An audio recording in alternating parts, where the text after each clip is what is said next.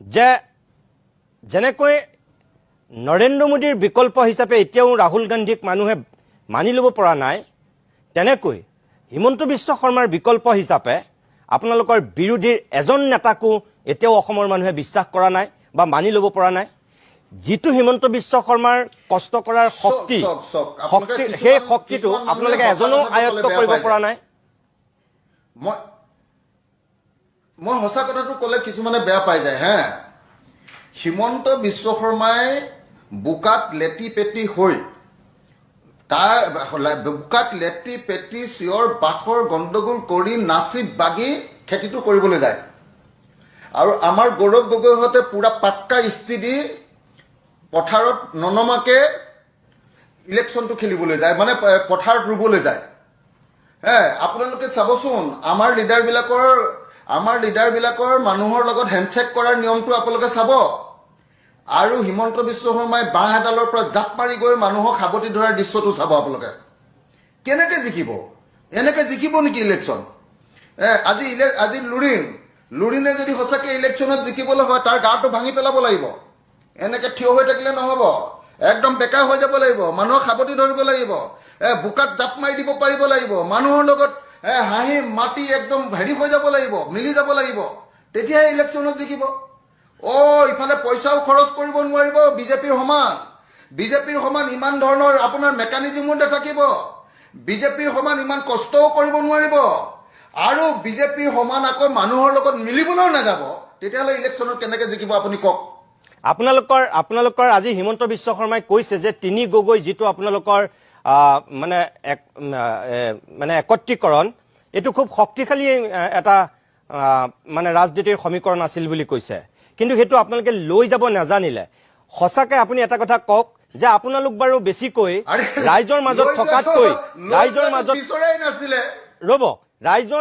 থকাতকৈ আপোনালোক বাৰু বেছিকৈ সামাজিক মাধ্যমত আৰু সংবাদ মাধ্যমত বেছি হিৰো হৈ থাকিলে নেকি?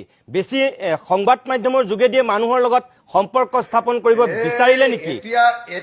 এতিয়া আপোনালোকে এতিয়া যিবিলাক কথা কৈছে সেইবিলাক মই ইলেকশ্যনৰ আগত চিঞৰ বাখৰ কৰি থাকোঁতে মোক ভিলেইন বুলি কৈছিলে আপোনালোকে। ইয়াৰ কংগ্ৰেছৰ লগত মিলিবলৈ মন নাই নেকি বুলি কৈছিলে আপোনালোকে।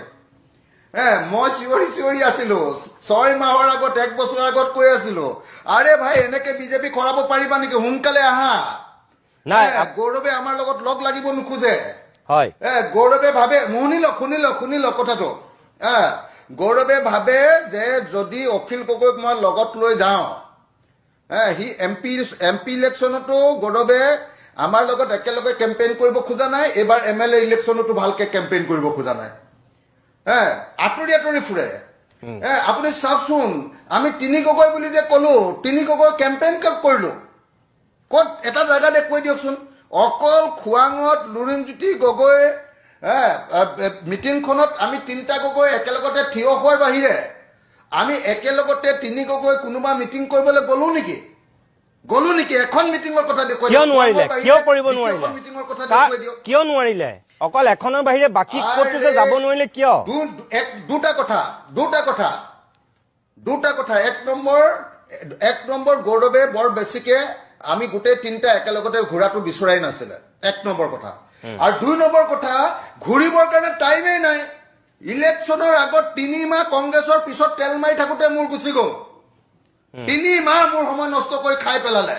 মই নহ'লে চকু মুদি জ্ঞানশ্ৰীক জিকাই আনিলোহেঁতেন, মই নহ'লে চকু মুদি আমাৰ হেৰিয়াক দুলাল বৰুৱা আৰু হেৰিয়াক জিকাই আনিলোহেঁতেন, চকু মুদি।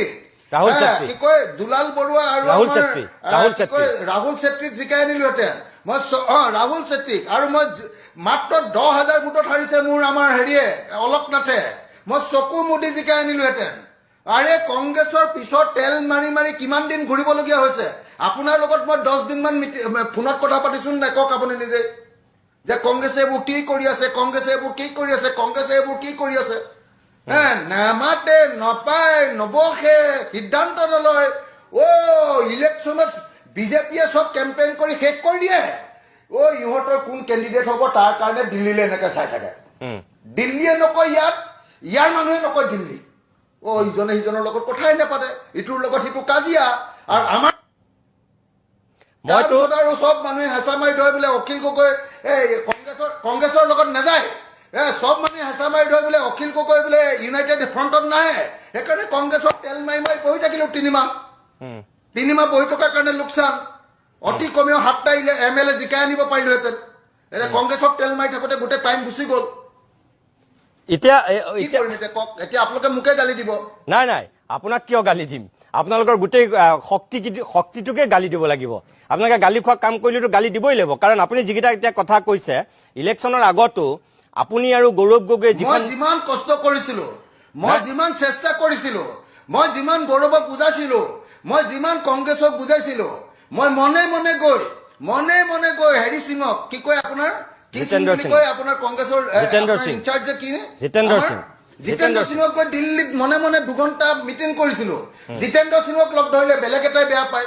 গৌৰৱক লগ ধৰিলে বেলেগ এটাই বেয়া পায় ভূপেন বৰাক লগ ধৰিলে গৌৰৱে বেয়া পায় গৌৰৱক লগ ধৰিলে ভূপেন বৰাই বেয়া পায় আৰে ইলেকশ্যনৰ আগত যদি ভূপেন বৰা আৰু প্ৰদ্যুৎ বৰদলৈ 2জন গুচি যায় তাৰপিছত আৰু ইলেকশ্যন হাৰিলো বুলি নিজে গমেই পাব লাগে লিডাৰে নাই প্ৰচাৰ কৰিবলৈ গৌৰৱে নিজৰ সমষ্টিত প্ৰচাৰ কৰি আছে ৰিপুণ বৰাই নিজৰ সমষ্টিত প্ৰচাৰ কৰি আছে দেৱব্ৰত শইকীয়াও নিজৰ সমষ্টিত প্ৰচাৰ কৰি আছে ইলেকশ্যনত কেম্পেইন কৰিবলৈ যাবলৈ এক পিছো মানুহেই নাই আহিছে আপোনাৰ কি কয় আমাৰ কি কয় ৰাহুল গান্ধী 2 দিন কেইখন মিটিং কৰিলে আৰু হেৰি 2 দিন কি কয় আপোনাৰ প্ৰিয়ংকা গান্ধী বেলেগৰ প্ৰধানমন্ত্ৰী কেইদিন আহিছে অমিত শ্বাহ কিমান দিন আহিছে কেন্দ্ৰীয় নেতা কিমান দিন আহিছে পশ্চিমবংগত নৰেন্দ্ৰ মোদী আৰু অমিত শ্বাহ কিমান দিন বহি আছেগে এতিয়া ক'লে হ'ব এই ইলেকশ্যনত হাৰিলো অকল ইভিএম কৈ থাকিলে হ'ব নেকি ইভিএম থাকিব পাৰে হয়তো আছে সেইটো সঁচাকে ইলেকশ্যনটো যিমান বেয়া হৈছে ইমান হ'ব নালাগিছিলে কিন্তু ময়ো 30,000 ভোটত জিকিব লাগিছিলে মই 18,000 ভোটত জিকিছো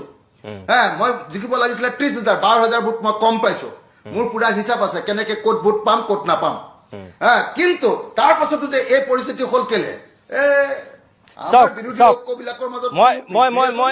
অখিল গগৈ মানে মোক কয় বোলে ই আমাৰ বিৰোধীক ক'ত বোলে বিভাজন আনি থাকে এনেকে কয় মোক চাওক মই যিখিনি শুনো আপোনাক সেইখিনি কথাকে কওঁ আপুনি যিটো কথা কৈছে আপোনাৰ লগত বহুতবাৰ কথা পাতিছো এজন সাংবাদিক হিচাপে যেনেকৈ দিলীপ শইকীয়াৰ লগত কথা পাতো যেনেকৈ লুৰিণজ্যোতি গগৈৰ লগত কথা পাতো যেনেকৈ আগতে ভূপেন বৰাৰ লগত কথা পাতো আপোনাৰ লগতো কথা পাতো সকলোৰে লগত আমি সাংবাদিক হিচাপে কথা পতাটো স্বাভাৱিক আৰু আপোনাকতো ৰাইজৰ মাজত যি হৈ আছে সেই ফিডবেকটো দিমেই যে বিজেপিৰ ইমান শক্তিশালী স্থিতি সেইটোকে ক'লো যে বিৰোধীৰ ইমান শক্তিশালী বিজেপিৰ ইমান এটা মজবুত ভেটি থকাৰ পিছত আপোনালোকে ইমান বেচিজিল হৈ ইমান আপোনালোকে খামখেয়ালি হৈ আপোনালোকে কেনেকে মানে বিজেপিক ৰুধিব মইতো সেইটোকে আপোনাক কওঁ সদায় কৈছিলো সেই কথাটো কিনো ভুল কথা কৈছে জিকিব নোৱাৰে এনেকে কংগ্ৰেছে 100 বছৰলৈ বিজেপিক ৰুধিব নোৱাৰে 100 বছৰলৈ মই কৈ দিলো আপোনাক 100 বছৰ গৌৰৱ গগৈক আপোনালোকে বোকাত নামিবলৈ কওক এনেকে ইস্ত্ৰি পিন্ধা চোলা পিন্ধি বাহিৰৰ পৰা ৰৈ পানী দিবলৈ ভাত নহয় খাদ্য নহয় খেতি নহয় আমি কেলে কম আপোনালোকে কওক আপোনালোকৰহে বিৰোধী ঐক্যৰ নেতা তেওঁ যিবিলাকে সমালোচনা কৰে নাই এইবোৰ বৰ আমনি পালো দেই বহুত এতিয়া শুনক আপুনি কৰিয়ে ধুমুহাত যেনে তেনে শিৱসাগৰত গছজোপা জীয়াই ৰাখিলো বহুত কষ্ট কৰিয়ে জীয়াই ৰাখিলো ধুমুহা জানো সেইখিনি জানো কিন্তু জনাৰ পিছতে আপোনাক এটা কথা কম অখিল গগৈ এক মিনিট প্লিজ মই বিৰতি ল'ব হৈ গৈছে কেতিয়াবাই কিন্তু মই বিৰতিটো লৈ লওঁ বিৰতিৰ পিছত আপুনি উত্তৰটো দিব কিন্তু বিৰতিৰ পূৰ্বে মই আপোনাক প্ৰশ্নটো কৰিছো আপুনি ধুমুহাৰ মাজতো জিকিলো বুলি কৈছে কিন্তু আজি মুখ্যমন্ত্ৰীয়ে কৈছে আপুনি জিকি অহাত মুখ্যমন্ত্ৰীৰো অৱদান আছে তাৰমানে গৌৰৱ গগৈ লুৰিণজ্যোতি গগৈৰ হত্যাৰ ক্ষেত্ৰত অৱদান নথকাৰ কাৰণে তেওঁলোক হাৰিলে নেকি আপোনাৰ ক্ষেত্ৰত অৱদান থকাৰ কাৰণে জিকিলে নেকি তেওঁ আজি নিজে কৈছে যে আপোনাৰ সমষ্টিত তেওঁ এবাৰো কেম্পেইনিং কৰিবলৈ নগ'ল শুনক অখিল গগৈ নাই মোৰ কথাটো শুনক তেওঁ কৈছে যে হিন্দু ডমিনেট সমষ্টিৰ ভিতৰত শিৱসাগৰে একমাত্ৰ সমষ্টি য'ত মই কেম্পেইনিং কৰিবলৈ নগ'লো বুলি কৈছে তাৰমানে ইনডাইৰেক্টলি নাই মই গগৈ ডাঙৰীয়া প্লিজ তেখেতে কৈছে গগৈ ডাঙৰীয়া আপুনি মোৰ কথাটো শুনি লওক তেখেতে কৈছে যে আপুনি জিকি অহাটো খুব জৰুৰী নহ'লে আপুনি ৰাস্তাত গৈ পেলাই প্ৰতিবাদ কৰি তেখেতে কৈছে গণ্ডগোল কৰি থাকিব গতিকে আপুনি বিধানসভাতে থকা ভাল ৰাস্তাত আপুনি প্ৰতিবাদ ধৰ্ণা কৰি তেখেতক দিগদাৰ দিয়াতকৈ তেখেতে নিজে কৈছে আপোনালোকে গিৰাব নোৱাৰিলে নহয় গগৈ আপুনি লাইনত থাকক মই তাৰ উত্তৰ